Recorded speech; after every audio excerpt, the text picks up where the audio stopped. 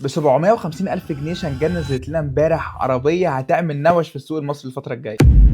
شنجان ايد الاخت الصغيره لايدو بلس. العربيه دي بتيجي في فئتين، اول فئه 750,000 وتاني فئه 800,000. بتنافس مين؟ بتنافس في الصيني عربيات زي الجيلي اميجرند والام جي 5 والبايكليو 5 بلس، وبره الصيني عربيات تانية زي نيسان صاني وشيفروليه اوبترا وريو تالين. جايه بموتور 1500 سي سي تنفس طبيعي بيطلع 109 حصان، والغريب ان هي جايه بفتيس دول كلاتش ويت. نادرا جدا لما تلاقي عربيه مش تربو جايه بفتيس دول كلاتش. انا فاهم انه بيدي نقلات اسرع وبتاع، بس ما كانش ليها لازمه وجع الدماغ ده كله، بدل كده كده العربيه مش تجري يعني، بس مش مشكله اديهم بيحاولوا. تجهيزاتها كويسه، بتيجي بانوار ال اي دي، الكراسي جلد وكرسي السواق كهرباء، ديجيتال ديسبلاي وشاشه فيها وايرلس كار بلاي واندرويد اوتو، كاميرا خلفيه وفتحه سقف، واللذيذ ان مساحتها كبيره. العربيه شنطتها 500 لتر وده رقم محترم الصراحه. انا كلامي هنا عن الفئه اللي ب 800. طب الفئه الاقل بقى بتنقص ايه؟ مبدئيا بتيجي باتنين اير باجز اعلى فئه 4، الكراسي قماش مش جلد وبالتالي طبعا مش كهرباء، والانوار مش ال اي دي، والمرايات مش دم كهرباء. من وجهه نظري سعرها ومواصفاتها مقبولين، او لا بصراحه هو سعرها بالنسبه لي هايل يعني. مش بقول لك اجري اشتريها فرصه وبتاع، بس لازم تحطها في حسابات، خصوصا ان العربيه دي كانت موجوده في السعوديه ولسه موجوده في السعوديه من حوالي 2022، وكمان مع توكيل قوي زي غبور في عربيه مش مجهوله الهويه. فمن غير ما اطول عليك، قول طول يا ابو الصفاصيف، ايه رايكم في العربيه دي وشايفينها هتنجح ولا لا؟ ولو معاك 800,000 هل تشتري العربيه دي ولا هتبص على اختيارات تانية؟ ولو عجبك الفيديو ما تنساش تعمل فولو او سبسكرايب.